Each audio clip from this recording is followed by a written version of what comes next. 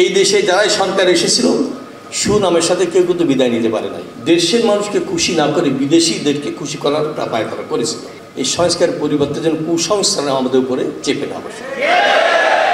আমরা প্রত্যেকটা সেক্টরের সংস্কার চাই, ব্যক্তি সংস্কার, সমাজ সংস্কার, তারপরে রাষ্ট্র সংস্কার। তো রাষ্ট্র সংস্কারের কাজ চলছে।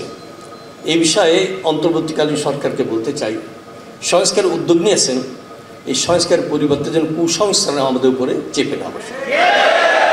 যে সহজ পরামর্শ হলো, যত সংস্কার কমিশন গঠন হচ্ছে আমরা একটা বিষয় একটু অনুপস্থিত দেখতেছি। ওখানে যদি রাখা হতো শিক্ষাবিদ এবং বড় বড় ইসলামিক স্কলার যদি রাখা হতো, তাহলে এত টেনশন কিন্তু আমাদের থাকতো না। যেহেতু রাখা হয়নি, আমাদের টেনশন আছে যে পূর্বে সেই অভ্যাস কি থেকেই যায় নাকি। এটা কিন্তু আমরা চাই না। আমরা চাই প্রত্যেকটা সেক্টরের সংস্কার, বিশেষ করে শিক্ষা সংস্কার। শিক্ষা কমিশন যেটা গঠন করা হয়েছে, আপাতত যেটা দায়িত্ব দেওয়া হয়েছে, এর মধ্যে একজন হাক্কানি আলেম আমরা পাই নাই, ইসলামিক স্কলার পাই নাই। এটা কিন্তু ঢোকানো দরকার।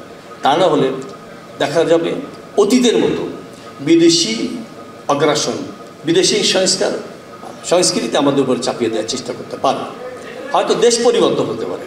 আগে এক দেশের সংস্কৃতি আমাদের মধ্যে ঢুকিয়ে দেওয়ার চেষ্টা করেছিল, এখন অন্য দেশের সংস্কৃতি আসতেও পারে, আমাদের আশঙ্কা।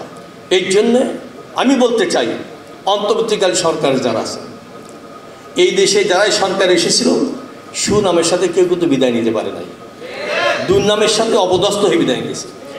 আমাদের পরামর্শ দাবি হলো, অন্তত আপনারা সুনামের সাথে যেন বিদায় নিতে পারেন।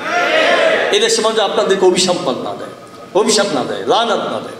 এই জন্যে এদেশের মানুষ কী চায় এটা একটু লক্ষ্য রাখবেন।